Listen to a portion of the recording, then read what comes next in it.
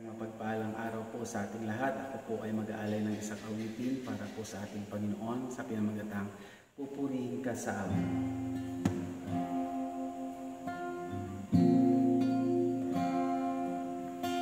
Walang hanggan katapatan sa buhay ko'y lagi mong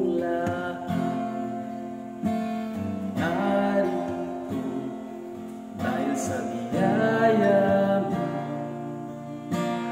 habang buhay magpupuri sa iyo.